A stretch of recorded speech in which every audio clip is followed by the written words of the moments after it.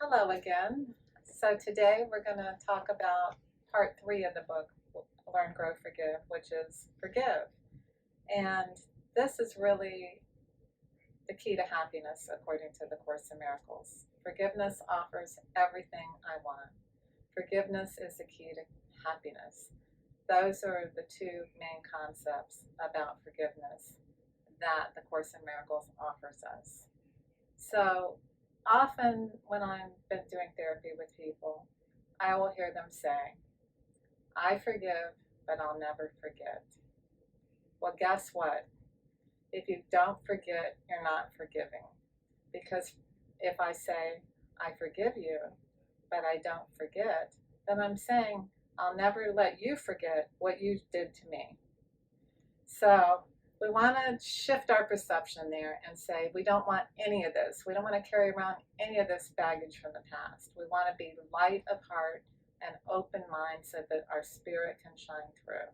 And if we're holding on to old stuff and resentments and memories, then if we're consciously holding on to them, of course, there's always going to be stuff that comes up. And that's why this book will help you as it comes up. It's a lifelong process. But if we hold on to it, it blocks our light. It blocks our capacity to love and be loved. So those of us like myself, excuse me, who have been traumatized early on in their childhoods, those of us that were raised in dysfunctional families or alcoholic homes and had some abuse going on, we learned to close our hearts when we were little. This was necessary when we were little because it did help to protect us from feeling those blows, those emotional blows that are too intense for a child. When we're little, we do not have the ego strength to defend against abuse. If we're told we're stupid or if we're hit or sexually abused or whatever no matter how mild or severe, little children are not equipped. They do not have the ego strength to defend themselves against that. They can't, especially if it's a parent who parents are like gods. And so if the God of your life is telling you there's something wrong with you, what's the matter with you, you never get this straight, or they're violating your physical being or your emotional well-being, a little child's like, I'm defective, there's something wrong with me. So they can't just say, this person's wacko. Like normally if you would see someone acting crazy as an adult, you go, they're just crazy. And that you have a defense system, but a little child doesn't, especially against people that they love. But here's the thing, no matter what a parent does to a child, they still love them. They still love them. So they grow up feeling defective. And so to protect themselves, the heart and the emotions begin to shut down. This doesn't happen right away. This happens over time. And usually by the time a child is a teenager, that pain has accumulated to the point and built up to the point that the kid starts acting out. Smoking, drinking, hanging out with the wrong people, escaping into video games, whatever the case may be. They start checking out. At that point, it's very hard to reach them. Then we grow up and people, of all things, people disappoint us. They don't do what they say they're going to do. They betray us. They are unfaithful. They lie to us. They cheat. They steal. They do all kinds of things that people do. And those of us that were raised in dysfunctional families, that's what we know. So we attract those kinds of personalities. Those are the personalities that we are familiar with. So we get more and more resentments and more pain and more need to self-medicate all that pain. This is how those patterns get really deeply ingrained. When we heal, don't forget the first part is understanding that childhood template and the imprints of romance. And the second part is growing by healing our pain. But now we're at the phase of forgiving all that pain. The Course in Miracles teaches us that the only person we ever really need to forgive is ourselves. We actually believe because we think we're defective because we were convinced of that either through family, abuse, religion, school systems, mean kids, whatever. We're convinced that we're defective. So it must be my fault that these bad things are happening to me. The other take on this is that there can't possibly be a God if all these terrible things happen to other people in the world. So, or God doesn't like me. God's out to get me, like he would care about this one little person here on the planet, just trying to survive. Like he's targeting each one of us, right? So, what the Course tries to remind us of, that the only person we're ever really need to forgive is ourselves. There's a part in each one of us that says, I caused this to happen. I'm not lovable. I made this happen. And so when we release the other person by totally changing our perception about it, what did I learn from this experience? How can I grow from this experience? Then we can begin to recognize that some people just aren't well. Some people are reacting their own trauma. Some people are just parenting the way that they were parented. I honestly had the blessing of being able to forgive my stepfather for a lot of things that were abusive and understand that he was sick.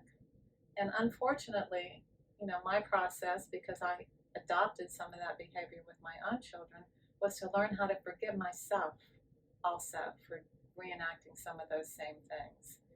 Now, a lot of times people say, well, I don't want to forgive because then I feel exposed, or I don't want to feel this shame of doing things that I did wrong. But if we don't do that, we're still hanging on to the shame and the guilt, and we're not healing from it. So my big message to you today is to be open to forgiveness. You're actually, when you open your heart back up when you forgive. You're not afraid of yourself. You're not afraid of loving. And you're not afraid of the world anymore, because you know that your heart will get stronger and more open and more loving. And the more open and loving and stronger you are, then the less that things affect you. You don't have your past that they're hooking onto anymore. You've healed it. And now when things happen, through the experiences that you can overcome all of that. It doesn't mean you don't feel. Of course you feel. But as the book outlines, you learn how to communicate that in a healthy way and then let it go. My husband and I often will have these little rubs and we'll talk about it. We'll be able to sustain the tension around that. And then we laugh at each other. And sometimes, a friend of mine will go and do the opposite of what I've asked them to do, or I've had employees that had their own agendas, and all kinds of hurts happen, all kinds of things happen. But people are human, and we all make mistakes. So we want to keep our heart wide open.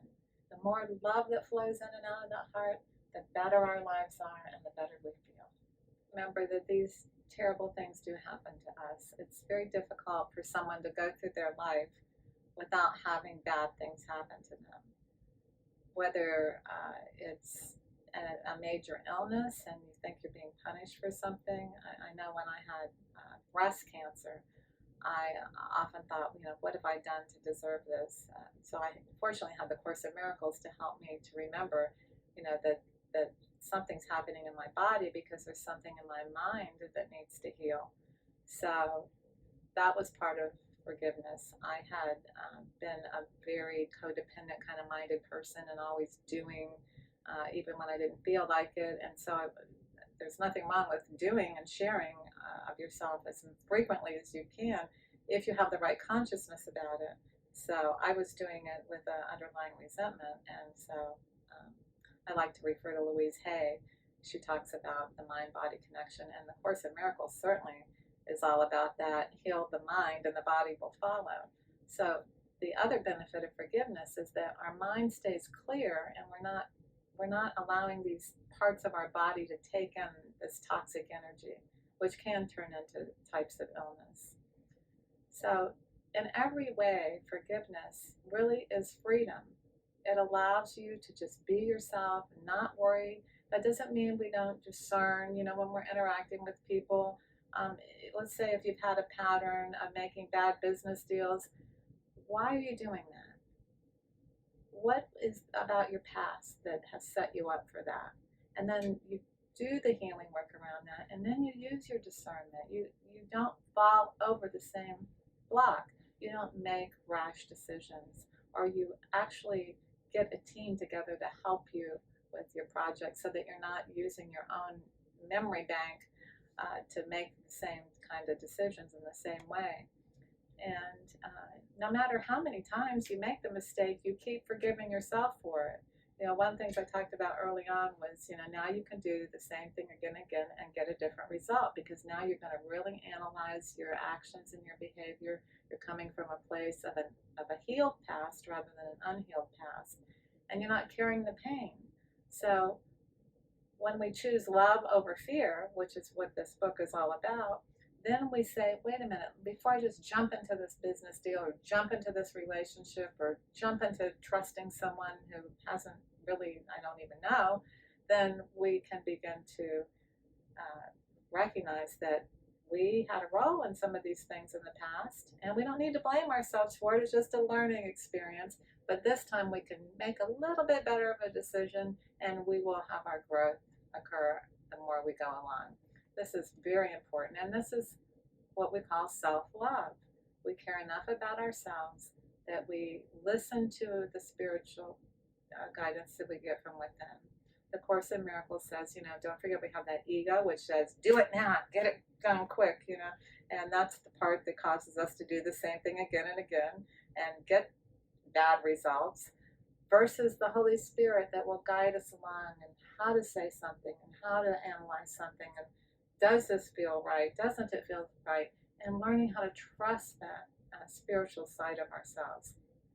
And as we continue to grow in our self-love, then there's less and less to forgive as we go along, because we're not doing the same old patterns that we then can project out into the universe as it's this person's fault that I got hurt, or it's politics' fault that I'm reacting, or it's my parents, did all these terrible things to me. I can use all of those experiences to learn and grow and be more and more loving and more healed. Thank you.